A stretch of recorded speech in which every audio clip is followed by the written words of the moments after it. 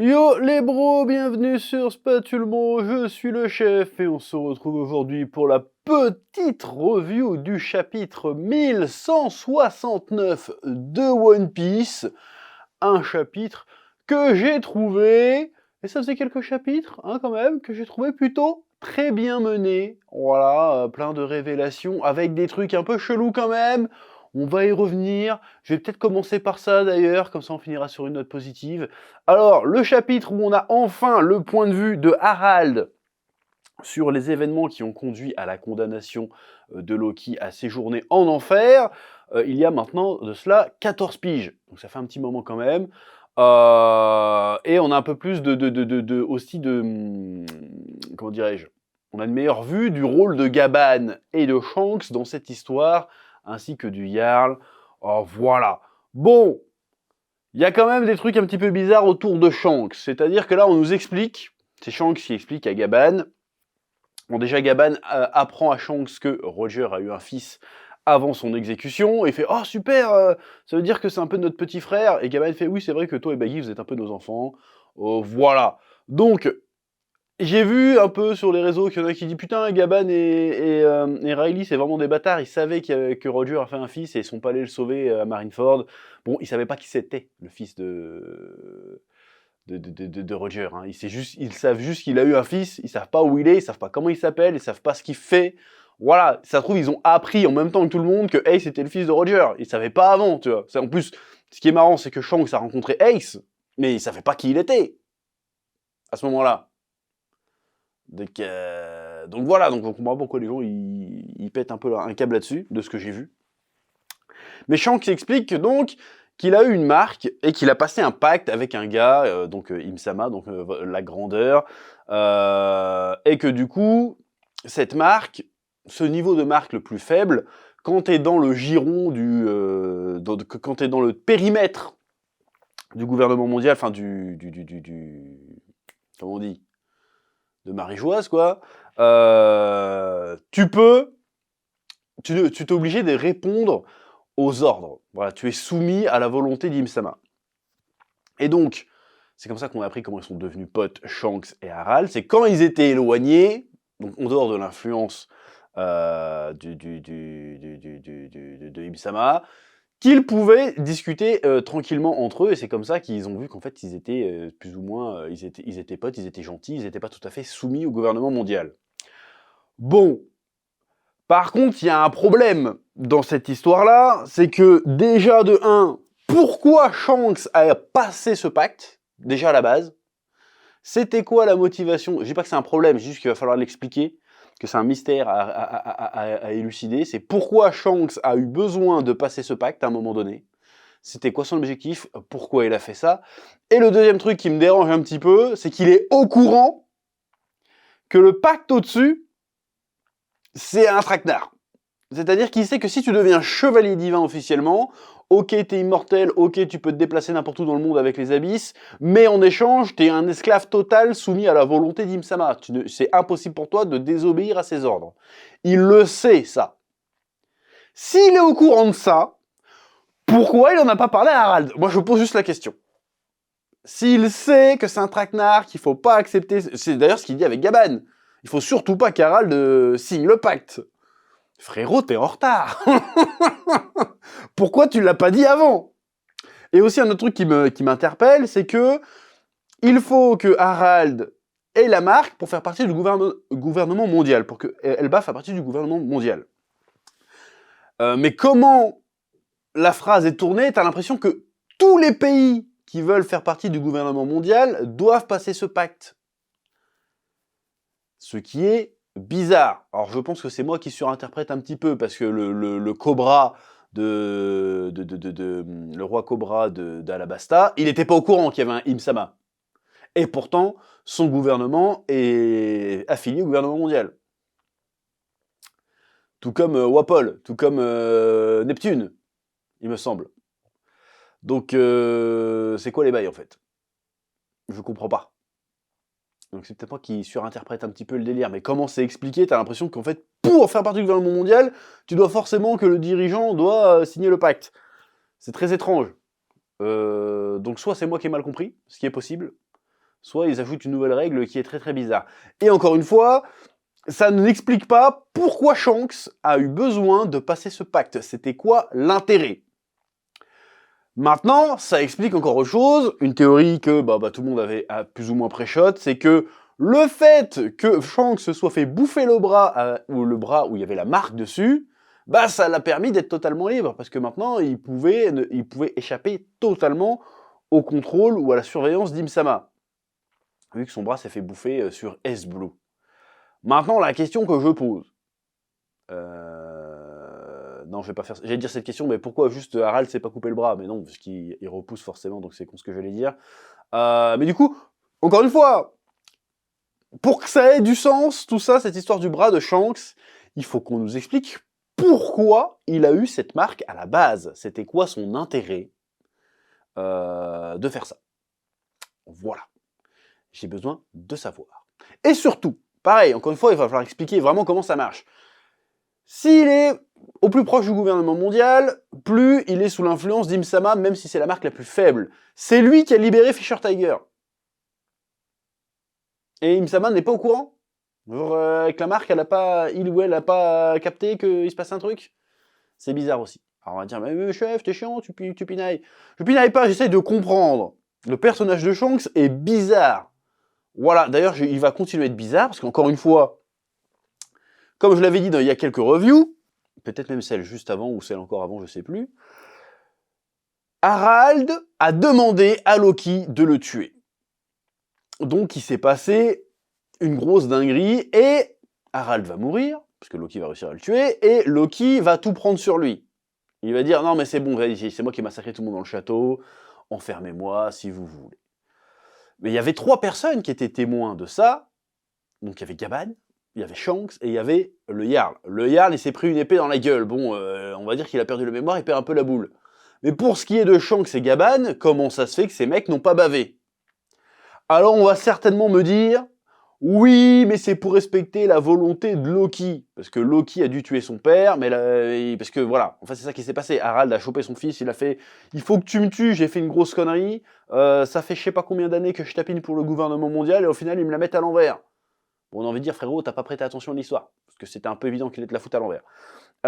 Du coup, là, ils veulent faire de Elbaf les esclaves du gouvernement mondial. C'est tout l'inverse de ce pourquoi je me suis toujours battu. Je ne peux pas, ma volonté propre est en train de m'échapper, je vais devenir un esclave, je vais devenir un danger pour Elbaf. Il faut que tu m'arrêtes, tue-moi, prends mon trône et explique aux gens tout ce qui s'est passé. Et tant pis si je suis le salopard de l'histoire, parce que il se considère tout d'un coup, je suis vraiment une grosse merde, je suis le pire roi qui ait jamais existé à Elbaf, je voulais le sauver, je l'ai précipité à sa perte, il faut me tuer. Loki va, selon toute vraisemblance, tuer son père, mais va refuser de raconter ce qui s'est passé. Ce qui est, je trouve, contre-productif. Or, ça met vraiment l'accent sur l'honneur de Loki. Hein, Loki qui, depuis le début, est un peu le vilain petit canard de Elbaf. Il défonce le village de sa mère, de sa mère biologique, parce qu'ils ont empoisonné sa mère adoptive. Il baffe pas. Il dit non, je suis pas une poucave. Ils ont payé, j'ai fait mes bails de mon côté, ça me concerne, il baffe pas. Là, son père lui dit, prends le trône, il faut que tu sauves Elbaf. Le gars fait, je vais te tuer parce que j'ai pas le choix, mais hors de question que je souille ton héritage en disant que t'es un bâtard et que t'étais un traître. Donc, c'est pas grave. Allez, je vais en tôle, je vais au Newf, c'est pas grave. Je prends sur moi. Il est détesté de tous et de toutes. C'est un putain de paria. Il perd tout dans l'histoire. Il a plus de père, il a plus de mère. Son frère ne veut plus parler. Le gars a tout sacrifié pour le bien d'Elbaf. Mais c'est paradoxal. Parce que, en fermant sa gueule, en fait, il a prêté le flanc au retour d'Im-sama, en fait.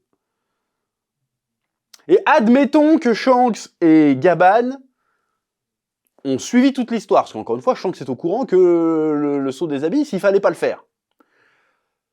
Pourquoi on nous raconte l'histoire que c'est Shanks qui a arrêté Loki? Pareil, il va falloir nous expliquer. Je dis pas que c'est incohérent, je dis je suis très curieux de voir la suite, parce que là, il y a des bouts qui collent pas. Mais ça, je l'avais pré-shot depuis le début. Hein. Ça se voyait que Loki n'était pas aussi mauvais qu'on le pensait. C'était trop bizarre, l'histoire autour du massacre du château, là. L'histoire était bizarre. Et puis même Luffy, tout de suite, il a eu une sympathie pour lui. Alors que Luffy, en général, le don de Luffy, quand même, c'est de sentir les bâtards, tu vois. Et il fait, non, toi, t'es un bon, depuis le début. Donc c'est très bizarre, cette histoire. Donc, évidemment, la scène est tragique et touchante. Harald a été un con, il se rend compte de sa connerie. Évidemment, c'est encore une fois très tragique. Le pauvre Loki qui doit prendre toute la responsabilité sur sa gueule une fois de plus. Parce que pour moi, c'est le vrai héros d'Elbaf, c'est lui. Parce qu'en fait, depuis le début, c'est ce que je disais la dernière fois, c'est que Harald, il a fait que des compromis. Loki n'a jamais fait de compromis.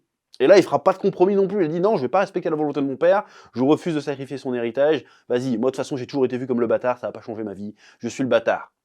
Sauf que quand il fait ça, bah, il empêche un petit peu, je trouve, Elbaf de prendre conscience du danger qui pèse sur eux, en fait. Alors, ok, Elbaf, ils sont devenus de plus en plus pacifistes, il y a des écoles, voilà, on trie nos déchets, on est gentil, mais derrière, il y a toute une menace qui n'a pas été adressée.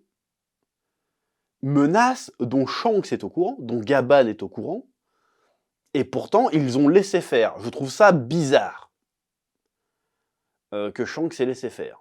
Ok, qui respecte la volonté de Loki, je veux bien. Mais ça veut pas dire qu'ils peuvent pas prévenir les autres qu'en fait, ouais, il y a quand même un vrai danger qui se prépare. Tu vois ce que je veux dire? Je trouve ça extrêmement bizarre. Pourquoi Shanks n'a pas innocenté Loki? Oui, je sais, je viens de te dire, c'est parce qu'il voulait respecter la volonté de Loki, d'accord. Mais à la base, Shanks, il est pas pote avec Loki, il est pote avec Harald. Pourquoi il a pas dit la vérité? Et la vérité, c'est que Harald a été manipulé. Pas que c'était un enfoiré, pas que c'était un faible ou quoi que ce soit. C'est qu'en fait, le gouvernement mondial les a baisés. Pourquoi il n'a pas dit ça? Je ne comprends pas pourquoi il l'a pas dit. Il aurait pu... Je ne comprends pas, en fait, ce qui s'est passé. On aura certainement les réponses dans les prochains chapitres. Alors, par contre, il y a aussi l'histoire du fruit du démon qui se planque à Elbaf. Alors, apparemment, plusieurs personnes ont l'air d'être au courant de ce qu'il y a dedans. Bah, notamment Harald et le Jarl. Loki a l'air de savoir ce que c'est aussi. Rox avait l'air de savoir ce que c'était aussi. Un pouvoir capable de détruire le monde. Mais qu'est-ce que c'est? Alors on a vu, il me semble, avant le flashback, que Loki pouvait invoquer des éclairs avec son marteau, là. Est-ce que c'est un lien avec son fruit du démon? Je veux dire, pourquoi pas, mais le fruit de l'éclair, on le connaît déjà, donc c'est quoi le fruit qu'il a? Le fruit des tempêtes? On l'a déjà vu, ça, non, il me semble? C'est le fruit de quoi? Parce que pour moi, le fruit des tempêtes, c'est le fruit de dragon, en fait.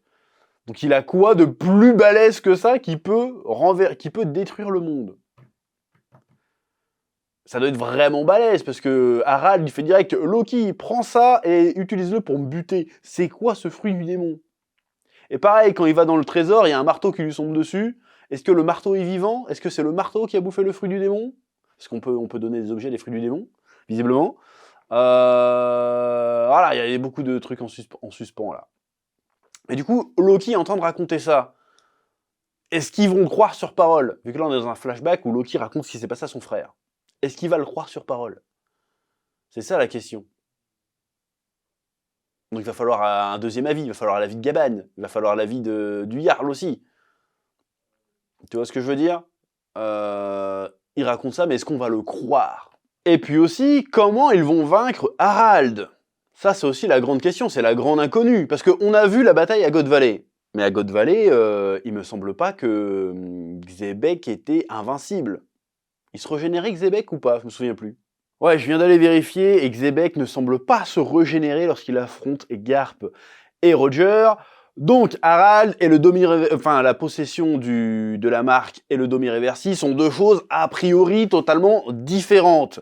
Bon, comment ils vont faire pour battre Harald du coup? Alors on avait eu une piste avec Gaban qui avait réussi à blesser, j'ai oublié comment il s'appelait le gars, Sommer je crois, en utilisant le Haki des rois a priori. Donc est-ce qu'ils vont l'abattre comme ça? Je suis très très curieux de voir comment va se terminer ce combat. Voilà. Et ça va pas être juste un coup de fruit du démon. C'est bizarre, cette histoire de fruit du démon. Surtout qu'il a même pas le temps de maîtriser le délire. Est-ce que le fruit du démon est dans une arme? On sait pas trop. Hein. C'est quoi ce fameux fruit du démon capable de renverser le monde? Qui serait ultra giga balèze. Voilà. Donc, un chapitre riche en révélations, une fois de plus, riche en drame, en tragique, et qui répond enfin à des questions qui avaient été annoncées il y a 6 mois avant, hein, le début de ce flashback. J'exagère peut-être pour dire 6 mois, mais ça doit pas être loin de ça. Si c'est ça, c'est à peu près 6 mois. Voilà. Donc un bon chapitre, j'ai hâte de voir le dénouement, et surtout comment ils vont se démerder quand ils vont revenir au futur. Enfin au présent, du coup. Parce que là, il y a le Imsama qui est là, les Chevaliers Divins, il y a le sosie de Shanks. Encore une fois, hein, le jumeau de Shanks, qu'est-ce qu'il vient foutre dans l'histoire? C'est quoi l'intérêt de mettre un jumeau à Shanks? À un moment, on va avoir un plot twist. En fait, c'était pas Shanks, c'était lui, ou l'inverse. Sinon, je ne comprends pas. Pareil, je reviens dessus, il va falloir nous expliquer pourquoi Shanks a eu besoin de passer le pacte à un moment donné. Pourquoi il a fait ça? C'était quoi son objectif? C'était quoi son but? Il faut nous expliquer ça. Il y a trop de mystères. Trop de mystères. Il y en a même, on a oublié tellement il y avait des mystères dans ce manga. Ça fait beaucoup. Pouah. Bref, c'est à peu près tout ce que j'avais à dire pour ce chapitre 1169 de One Piece. Je vous laisse le soin de me dire ce que vous en avez pensé en commentaire comme d'habitude. Mettez un pouce bleu, like, abonnement. Je vous rappelle aussi qu'il reste quelques jours pour précommander Dragon Ballology, mon livre hommage, analyse ultime sur Dragon Ball. Ça se passe sur le lien en description et en commentaire épinglé. Et je vous dis joyeuses fêtes et joyeux Noël et bonne année, hein, parce que je pense qu'il n'y a pas de revue de One Piece avant janvier, pour le coup, sauf erreur de ma part. Bref, que la passion vous guide, oui.